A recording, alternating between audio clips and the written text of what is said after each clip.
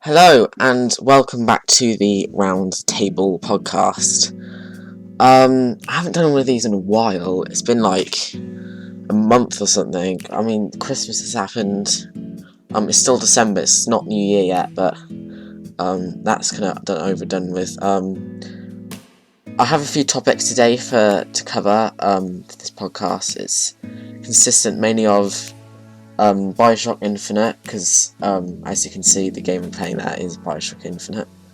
I finished that recently, and I really want to talk about the ending and stuff, because bloody hell. AC Valhalla, I got that for Christmas. I want to talk about my early impressions, and a few kind of games and stuff I might be playing on stream or in videos. So, BioShock Infinite. Okay, this is spoilers, completely spoilers. No, this is the ending, so stop watching now. Okay, right. BioShock Infinite's ending. Jesus Christ, what the hell? It took me about a week to process the whole ending, because it's just such a mental ending. I think it's so poignant, you can't forget it. It's very memorable, and it had some stuff in it which maybe could be seen as a bit forced and stuff, but I mean, they were hinting at this sort of thing the whole time, and it kind of worked with the whole direction the game was going in. I think I was first blown away when I saw bloody Rapture. When you saw Rapture, when after Elizabeth kind of went complete god mode, and I was like, what the hell? And that was mental. And you realise that there's so many infinite universes, and there's always a man, there's always a city to discover. So like Jack in BioShock 1 or Booker in BioShock Infinite. But the actual ending itself, like the direct ending about how you figure out that like Comstock is actually Booker, and it's based on you either taking this baptism where you sort of accept that you did all. If you accept the baptism, basically you forget the guilt that you have about what happened at the massacre at Wounded Knee, I think, and you forget it, and then you keep your sort of racist ideals they had. So basically you stay a pretty bad person. That's Comstock. And then Booker chooses not to, and he keeps his guilt, and he still feels guilty, and he tries to go against it.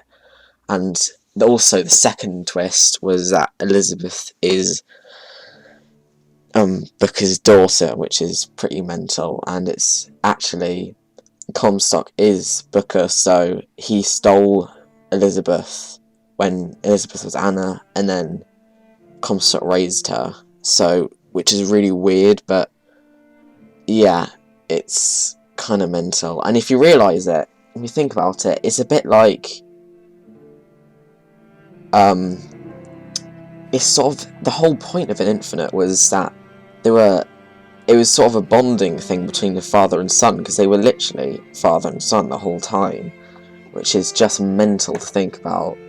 And the whole point of the Latouche twins doing that was just to get them to know each other and stuff, and maybe he could have some sort of conclusion to his guilt and stuff like that. So at the end, Elizabeth basically killed Booker / Comstock, and hopefully there'll be an alternate universe where none of this ever happened, which is sort of bittersweet, because I mean, you don't want the main character to die, especially being killed by your own bloody daughter, but you know, it's, you know, it kind of had to happen if that's the route he was going down.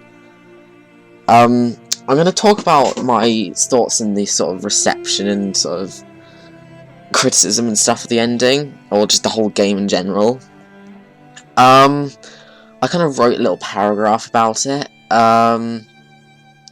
So I do kind of have a bit of a problem, because a lot of people either like drown the game in like a sea of hate, or not hate, but kind of criticism, and people like bathe it in a sea of praise, if you get that kind of metaphor. So basically they overpraise it or they over criticize it. I mean, if you hate the game, that's fine. If you love the game like it's a masterpiece, that's fine. But personally, I just think it's kind of neither, because some like people give like retrospectives and stuff about saying it's like the gameplay's fun, the characters fun, the story's fun. I mean, that's all true, but some people say, you know, it's lacking substance and it's just a bit pretentious. And that's sort of true, but you kind of, I think a good idea is to actually, in my opinion, is just to think about, you know, both sides and what the perspective and the sort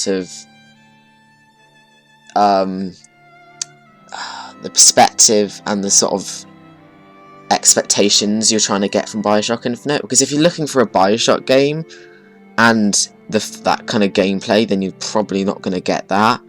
But that's sort of the whole point of Infinite, is being an opposite. I'd say, as a sort of critique thing, in summing it up, I'd probably say it's quite divisive, maybe a bit pretentious, but filled with potential and substance. And I'd probably recommend it for someone who's interested in sort of stories which take risks. So things like Interstellar and like a lot of other things. There's a sort of kind of a space where you have stories which try and tell these really big, confusing, pretentious like stories, and having the good characters like BioShock Infinite kind of redeems it in a way, in my opinion. So I think BioShock Infinite's a good game, but I wouldn't say it's like a masterpiece. Next, I'm going to talk about AC Valhalla. Now, in AC Valhalla, I've literally just started the game. This is just my own early thoughts. I started off as male Eivor, but I thought if it's what the Animus wants to choose you is the female one, and that's what it's purer, closer kind of to the DNA. I'll probably just go as female Eivor if that's what they originally intended the character to be, because apparently that's what they intended. So I'm playing as female Eivor. So far I'm actually quite enjoying the story. I'm enjoying it a bit more than Odyssey, because I don't know, it just felt like a bit of a mess with Odyssey, whereas this actually has more direction. Probably my favourite part so far is when I saw the assassins, or the hidden ones, when I saw like Basim and like Hytham and stuff. I was just like so hyped, because I haven't seen assassins in ages, since like, well, I haven't actually seen proper assassins since like Syndicate. So yeah, it's been a while, but we actually have Assassin's Creed again, which is absolutely epic. Yeah, and I mean, I have an open mind for the game. I think the game can, you know, there's a lot of room to, you know, have good storytelling and stuff in the game, and I think it's a very long sort of game, so I think they can make me get attached to the characters a bit more like AC4 does. Also, I did get a few glitches in it. I got a glitch where I basically got like stuck in between a door and a bloody like wall, and I was basically running, and I was basically just stuck there, which actually was quite funny. But actually, I'm a bit pissed off that they did have the update. The update where you have to like do something with the leveling up or the power or something. That's kind of annoying. I don't know why they did that. It's a bit of a dodgy business tactic. But anyways, I think that's all I'm going to talk about for this day. For today. Also, I'm going to talk about some games I want to play. Resident Evil 2 is one of them. The reason I want to play Resident Evil 2, well, it came out recently. I've kind of been interested into Resident Evil and stuff, and I've been watching a few videos. Like, I think one of the YouTubers I was watching was Sphere Hunter, and she did a video on, like, I think it was Code Veronica was the name of the game, and that was a really good video, so I'm kind of interested into Resident Evil 2, and it's also on sale at the moment, so I'm probably going to get that. Also, I might play some Terraria and AC2. I'm probably going to get those games because those are on sale as well.